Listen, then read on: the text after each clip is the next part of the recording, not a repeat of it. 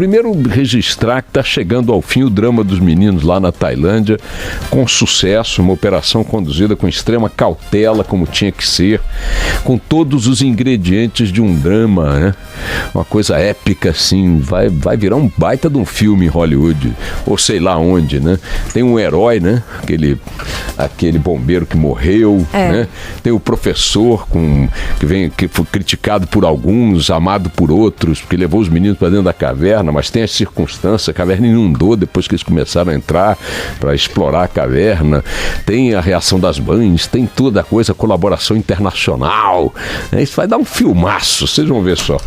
Então tá acabando esse drama aí, ainda bem, terminando bem, sem vítimas, exceto o pobre socorrista que, por um erro de cálculo, morreu por falta de oxigênio. Tirando esses capítulos finais aí do drama tailandês, o resto do noticiário hoje mal tem registros que interessem, e aí talvez esteja o interessante da coisa.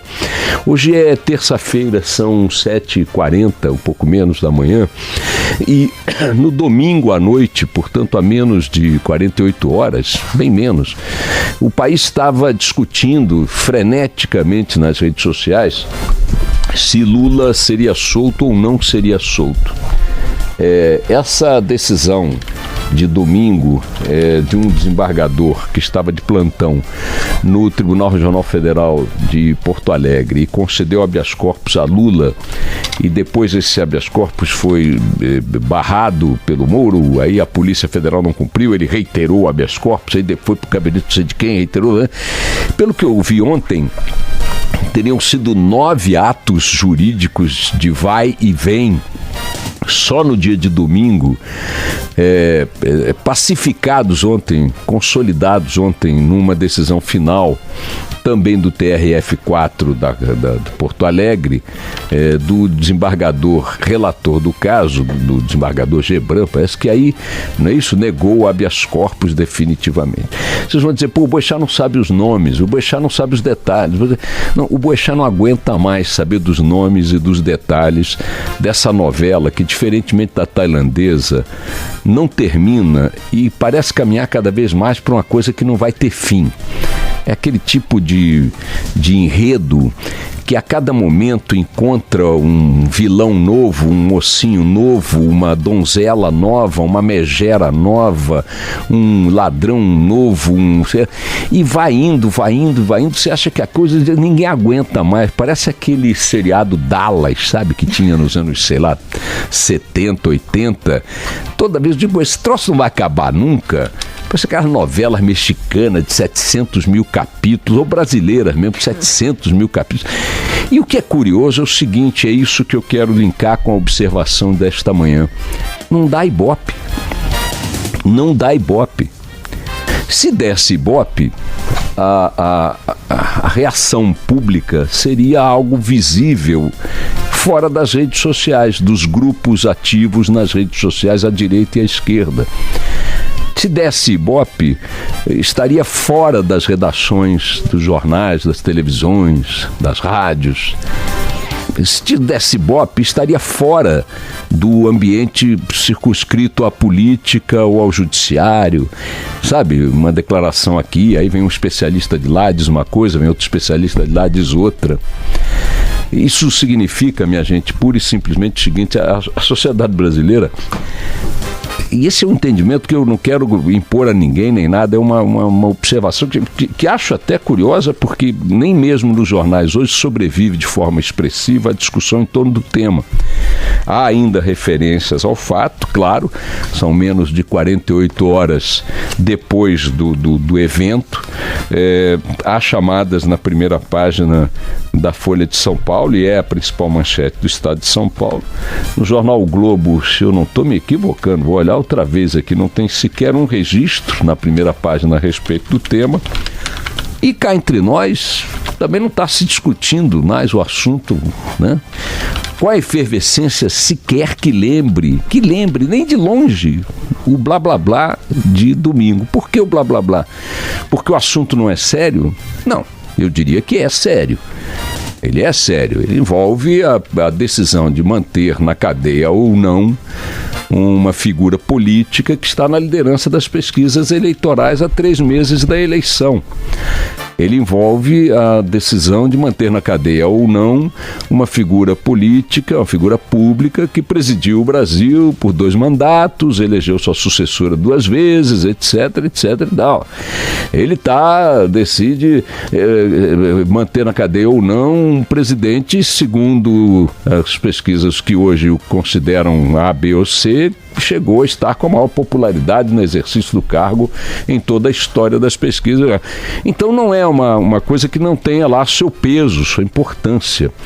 Mas me parece que na sabedoria da população, o fastio, o cansaço, o entojo em torno do tema se impõe, porque ela não aguenta mais que as instituições que se relacionam com isso, e a imprensa está no bolo, não consigam lhe apresentar um desfecho do enredo, um desfecho da trama, da novela, porque a cada momento, repito, tem um vilão novo, um mocinho novo, dando um tiro numa direção onde antes não havia tiro nenhum.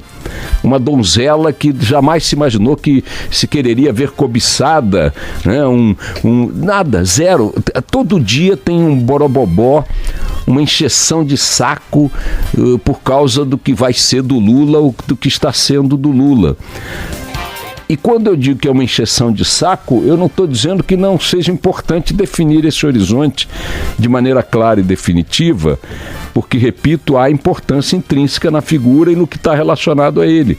Eu estou dizendo que enche o saco porque não se decide. Não se decide. Ontem, e quem está dizendo isso já feito uma ladainha de muitos meses, não sou eu, ontem a Procuradoria-Geral da República disse, olha,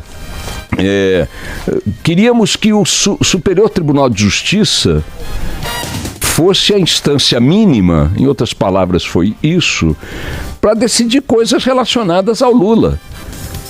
Porque já foram solucionadas em outras instâncias e em outras instâncias continuam acontecendo as convulsões como a de domingo, produzindo toda esse bafafá, né? Esse movimento tectônico nas redações, no judiciário, no Congresso e essa história toda. Enquanto a população cada vez mais se distancia do assunto, não lhe dando bola, repito que essa bola é dada nas redes sociais, na militância virtual, essa sim vai à loucura de um lado e de outro. Essa bola quem está dando somos nós, jornalistas, essa bola quem está dando são alguns congressistas e tal, discute daqui, né? Especialista, aquele negócio da entrevista, né?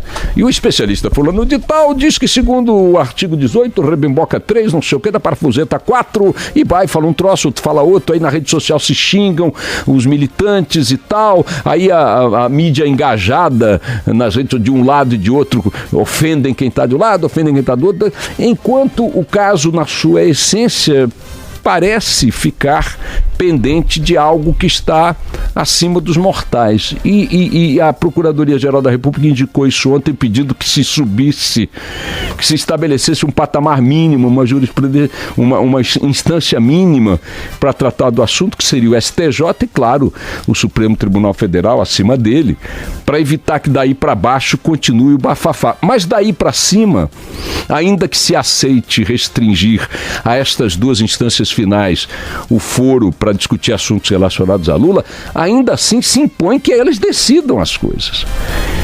E eu repito, e agora não me sinto mais solitário nessa repetição. O Supremo Tribunal Federal tem uma questão de fundo para decidir, que é a questão da prisão em segunda instância. Se ela, que hoje é uma alternativa, ela é uma possibilidade, se aplica ou não, e de que forma se aplica ou não, se isto enquadraria o Lula ou não. Não adianta argumentar que ele pacificou esta decisão em 2016, repito, porque os membros atuais do Supremo Tribunal Federal, inclusive um que participou da decisão de 2016, mudaram de opinião. Houve substituições por morte e houve uma mudança de opinião de um dos integrantes daquela votação. Como eles não conseguem chegar ao plenário para tomar uma decisão novamente que seja definitiva enquanto dure, porque paciência, vai se fazer o quê? Daí para baixo todo mundo, cada qual atira numa direção. E notem, sequer a opinião pública está dando indicações de que está interessada na discussão, porque não se viu meia dúzia de pessoas na rua, exceto a militância aqui e ali, mobilizada para nada. Você não tem um movimento popular numa direção ou noutra. Significa que o assunto continua sendo um grande entrave à definição de um horizonte eleitoral que tem 3 meses para estar decidido. Continua sendo um grande entrave, não porque haja um clamor popular numa direção ou noutra, mas porque os donos da festa não sabem se servem salgadinho ou doce, bebida alcoólica ou refrigerante.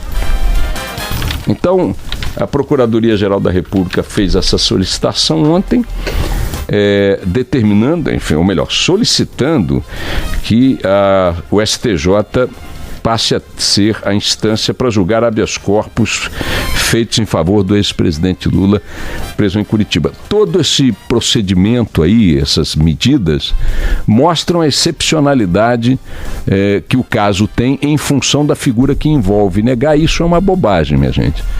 Não se trata de manifestar qualquer apreço ou desapreço a quem quer. Se trata de dizer o seguinte: por mais que possa ser atípico o tratamento dado a este caso, ele é atípico porque a figura alvo de toda a discussão também não é uma figura comum.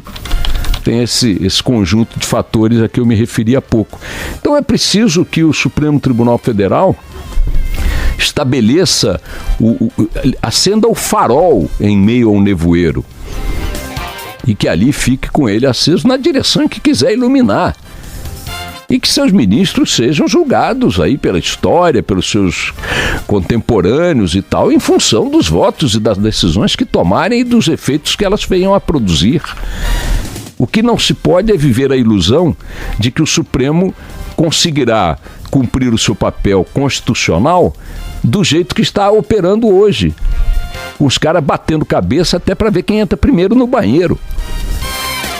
Eles não se acertam lá em relação a coisas do cotidiano.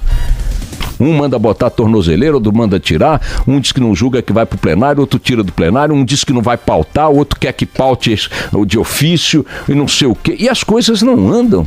E enquanto não andam, repito o que disse ontem, está cheio de maluco lá nas instâncias inferiores, ora querendo revogar a Lei Áurea, ora querendo determinar não sei o quê. Você dá espaço para o oportunismo, né, da militância à direita e à esquerda, ficar apresentando petições e não sei o quê, em plantão judicial, juiz amigo, juiz inimigo, tudo que não deveria haver ou que houvesse sem espaço para prosperar, né? Então é isso, falta de assunto é esse desespero mesmo, coisa chata esse papo, viu? Vamos nessa.